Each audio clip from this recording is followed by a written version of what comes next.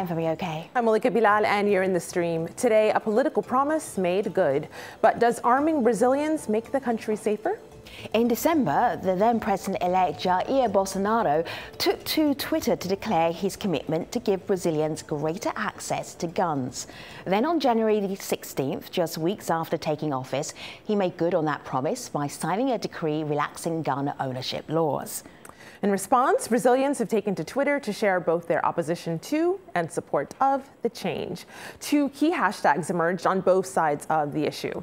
Some women who oppose the change are using "if he had been armed" to share their experiences with violence and what they think would have happened if their abuser had been armed. Daniela Bado tweets, "If my father had been armed, I would have been murdered in childhood." Maju tweets about an ex-partner who followed her to a different state, broke into her home, and assaulted her. She says that if he had been armed, she would have died in August 2014.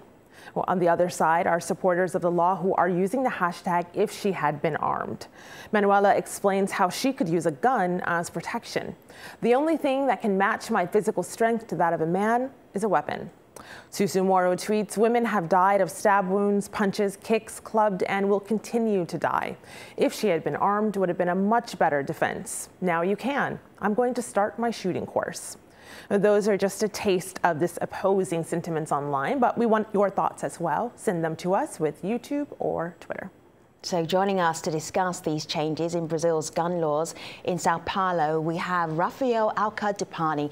He's external fellow at the Cardiff Crime and Security Research Institute and full associate at the Brazilian Forum on Public Security. Also in Sao Paulo, Paulo Obelinski is a police officer and firearms instructor.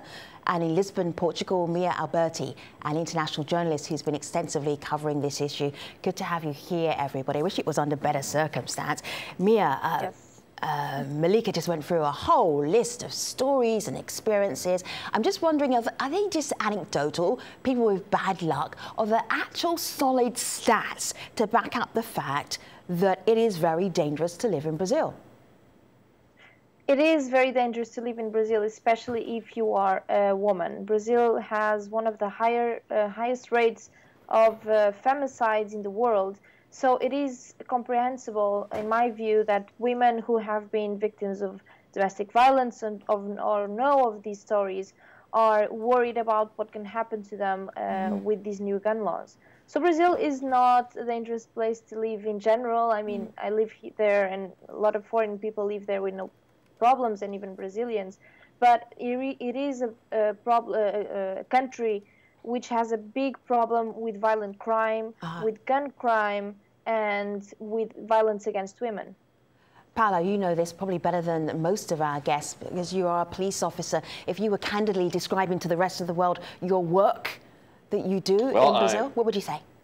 Yeah, I totally agree with Mia. Brazil has a history of violence against women, and as she said, violence is not perpetrated only by weapons. It's perpetrated by hands and chairs and knives. And the truth is, if you're a victim of violence in Brazil, you have a big chance of not fighting back because we have a history of taking guns away from our society. And thanks to Bolsonaro and thanks to the changes in the legislation, from this year forward, we have a chance of getting our guns back.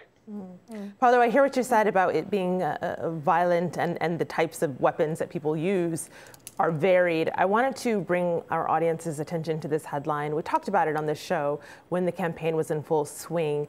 Jair Bolsonaro knife attack, stabbing throws Brazil's election into confusion. And this was in the height of the campaigning for the presidency when he was attacked.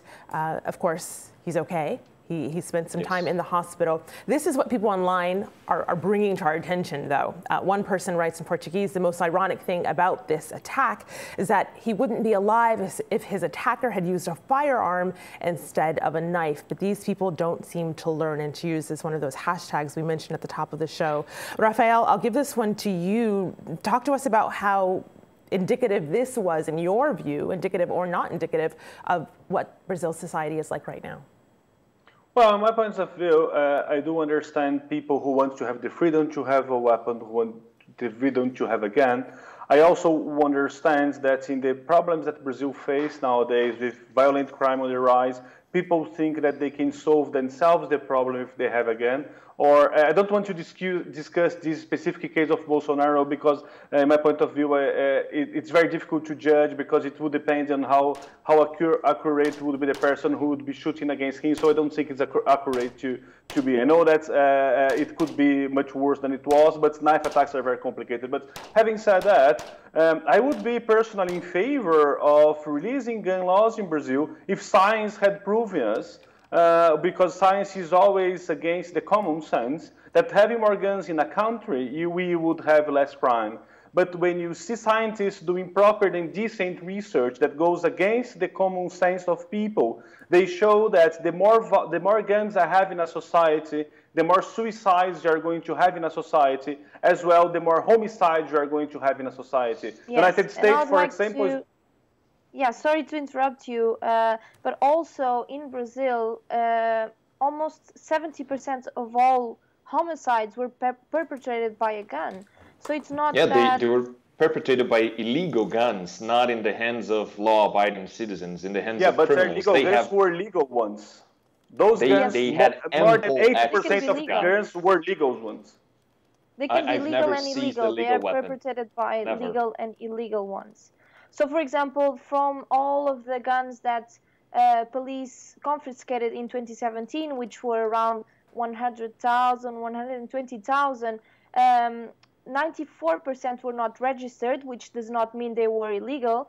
But yes, they were illegal. If they're not registered, they were illegal. Okay, then you know better than I do. Yeah. And 12% of all of those guns were actually legal guns, who were stolen or they were lost by people who had the right to have them. So they were illegal and they ended too. Up in criminal lengths. Yes, that's what I'm saying. That there are a lot of illegal guns, which is the biggest part of the problem, but that almost 70% of the homicides happen by gun, illegal or legal. It just goes to show that it's not only the intent to kill, but also the intent and the means to kill with a gun that maybe increase the homicide rate in the country.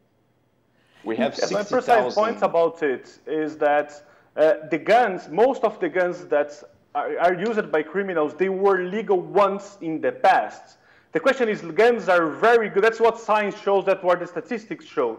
So the matter of the fact is that if you have a gun, and the gun are very, very good to attack, but they are not very good for defense. I know my friend Paulo, he goes every day out on the streets of São Paulo, and he has to go to horrible crime scenes where police officers who are very well trained were shot dead, even if they were very well trained and they had a gun, and they were not able to defend themselves. And those guns that the police officer, for example, had, mainly they could all well go to the hand of the criminals. I think that's the main point. So Rafael and Paulo, just pause for a moment, because Rafael, you mentioned a horrible crime scene, one that Paulo has to go to. Paulo has an impressive Instagram account, a lot of followers. I want to show you this picture, but I want you to wait. There's blood on this picture, so if you're very sensitive, you may not want to see this picture. There isn't a body, but there is lots of blood. We translated it. Now you can have a look, now that you're ready. This is what Paulo said, and we translated it from Portuguese. Another family destroyed by the socialist doctrine. Take guns away from law-abiding citizen, he will then be a victim of criminals, vulnerable and defenseless. That's how socialism grows stronger. We need to fight for the right of self-defense. An armed citizen never bows, not to the criminal, not to the state. Politics is in here, Paulo. This is a political statement, not just a reality check, but a political statement. So let's just give a little bit of context here. Brazil has had a lot of socialist administrations. Now they have a more conservative one, and people voted for the current president. They wanted a more conservative approach in guns too? Yes, people want the right to defend themselves. People want to be able to defend their houses against criminals that are entering it, to rob it, to kill it. We made this choice when we elected Bolsonaro. That was one of his promises before the election. And given that Dr. Rafael was perfectly right when he says that you have to train, you have to have a gun for self-defense, but most of all, You have to right, the right to defend yourself, your life. The right to be alive is a right in the Constitution. If you don't have the means to protect your life, you don't have the right of to your yourself, your life. I think most of the people who I talked to during the campaign, especially amongst Bolsonaro supporters, and this was paramount not only to Bolsonaro supporters but also people on the left, is that Brazilian people are truly afraid. Most of the people I talk to and most people I know in Brazil have been victims of an assault, of a certain crime, and some of them, you know, most robberies or house robberies or carjackings involve a gun. So people are afraid. I would say that a lot of people who voted for Bolsonaro found the gun promises some of the most enticing promises. I wouldn't say that the majority of Brazilians agree with further with loosening gun laws, because the last time there was a public consult on this, the last time there was a referendum, let's say, the majority of Brazilians were against loosening gun laws. That being said, I think that the most referendum Bolsonaro supporters. No, the referendum was misinterpreted. People defended the right to keep arms in the referendum. The state forced people to lose the right to have it and to carry guns in the streets. Paulo and Mia, I want to jump in here with this because Sure. I want to bring in the perspective of someone who is in support of this law. This is Bruno, who says, this is why we're in support of the law. We're tired of seeing criminals being treated better than the good people. We just want to work, to have our things and feel safe to be in our homes or to walk in peace in the street. So that's one anecdote there. But on the other side are people who feel like they will be less safe with this law. That is from a video comment we got from a Brazilian who's out of the country now. His name is Thomas Iglesias from Beta. And this is a community he says we should be worried about. Have a listen. I think that the implications of looser policies around gun ownership in Brazil would be terrible for LGBTQ people. If you look at Brazil, we're already looking at a country that in 2017 had 445 LGBTQ killings. And that represents a 30% increase from 2016. So that means that one LGBTQ person is killed every 19 hours in the country. So if you combine that with having a proudly homophobic president like Jair Bolsonaro, we can see tragic consequences and implications of that for the queer and trans communities in the country. So if you're really committed to ending those hate crimes, I think we should be including very clear and accessible LGBTQ policies and regulations and protections in our criminal justice system. So Mia, this is just one community who has cause for concern, they say. What are other communities talking to you about?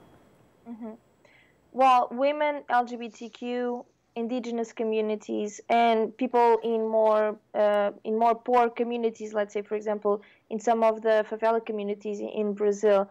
Now, I think what's interesting is that Bolsonaro promises to give guns to the good citizens, but no one promises what a good citizen is. So he might be a father of, father of three. He might be a priest. We don't know what he can do with a gun. And in most cases, in these cases against LGBTQ, like Thomas said, Brazil is a huge offender in killings of these people.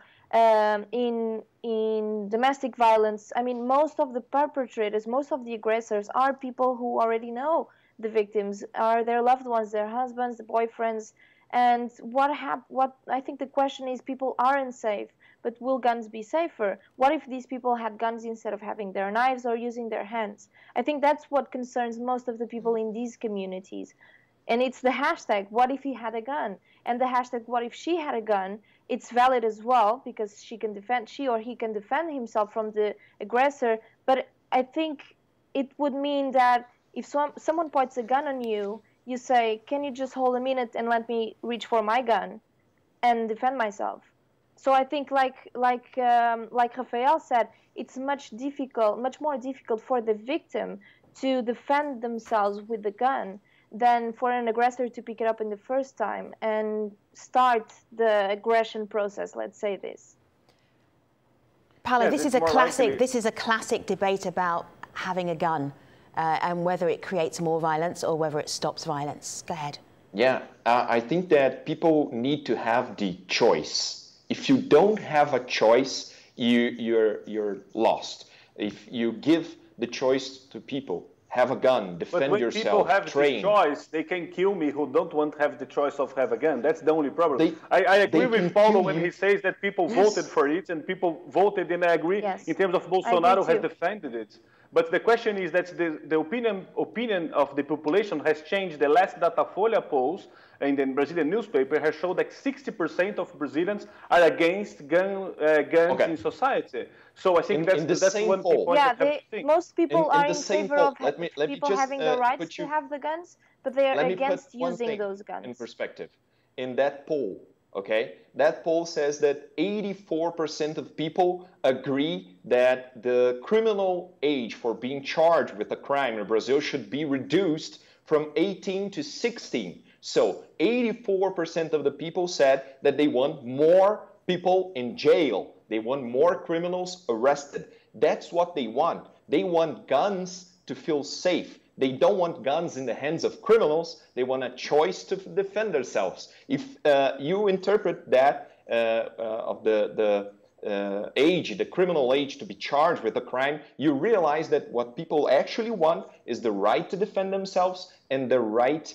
to work. It's all. I think you know what. It's all about interpretation. We will leave that poll there. We put it aside. We've heard all your different versions of that, and we move on.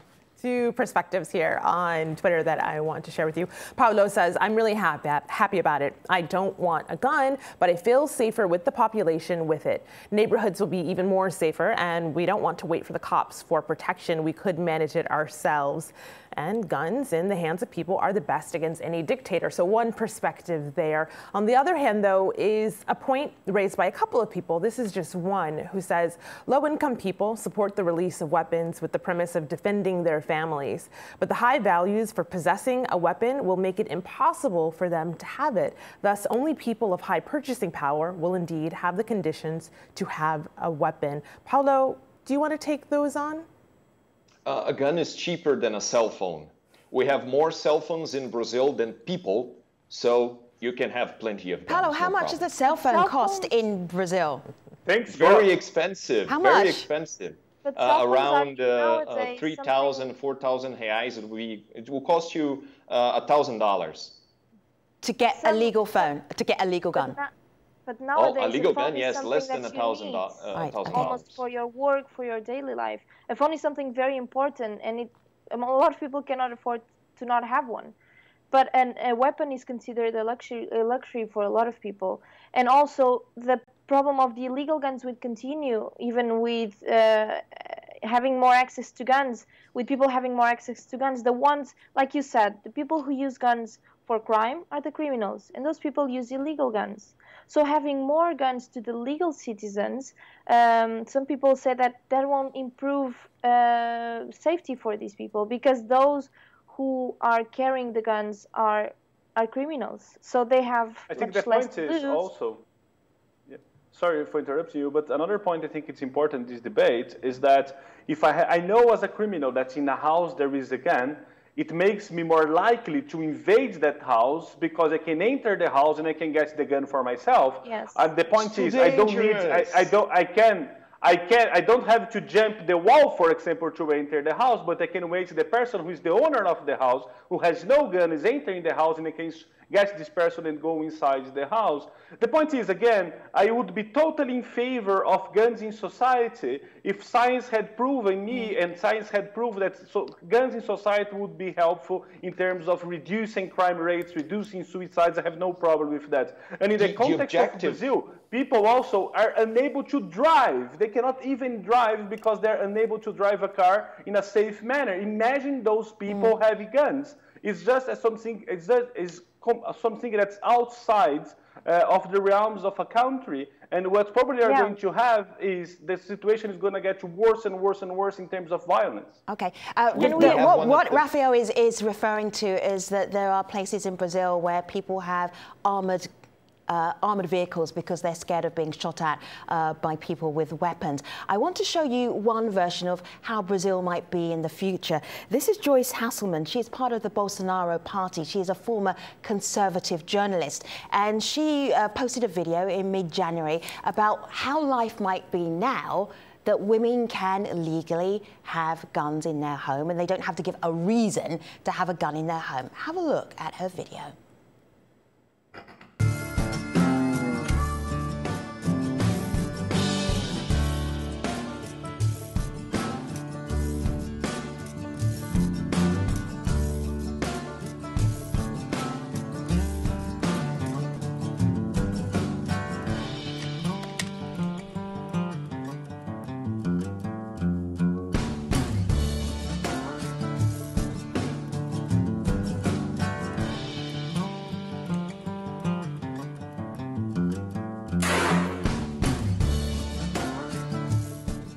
So just to summarize, with Bolsonaro's decree, you can have up to 4 guns in your home. You don't have to give a reason for why you are buying a gun. You can just buy a gun and have it in your home. You can't open carry it. You can't have it out in the street, but you can definitely have it in your home. What difference could this possibly make, Paolo? Well, the thing is, you have to be 25 years old of age to be able to buy it. You have to do psychological tests. You have to do technical tests. You have to do practical tests. It's very complicated, but you can. And that's the really good choice. It's not a matter of resolving crime, you see. We don't want people to have guns so you can lower criminal statistics. No, we want people to have guns so they can defend themselves. Leave crime to the police. We can do our jobs, but do you know, Paolo, so then it's possible, yourself. That's really interesting what you said. So it's possible that more people will die. You'll have more homicides because people in the homes are potentially killing the people who are invading their homes. So it's not about keeping the murder rate low. It's about making people feel okay. The murder rate is not a perfect indicator of safety in a country. Huh. The murder rate is connected to criminal organizations, to drug lords, to drug wars. It's not a perfect thing. That picture that you showed earlier, that picture is something that could be different if the person inside that house had the right to own a gun and had a gun at their houses. Maybe they would have spared 3 people in the family. So you are talking that it is about reducing crime, but then you are saying that it's not about reducing crime. No, it's not about reducing crime. Reducing crime is a job for the state, is a job for the police. People should own guns to defend themselves. Women should own guns to defend themselves. The LGBT community should own guns to defend themselves. And every single human being should have the right to defend himself. That's the biggest thing. You know, if you seize that right, if you say you do not have the right to defend yourself, then what are you going to do? You're going to be a victim. That's all you can do. I want to bring in 2 comments from online. Rafael, I just want to bring in 2 comments online that pick up on what Paolo was saying there. The first, live on YouTube, Dion says, more weapons on the street brings more violence.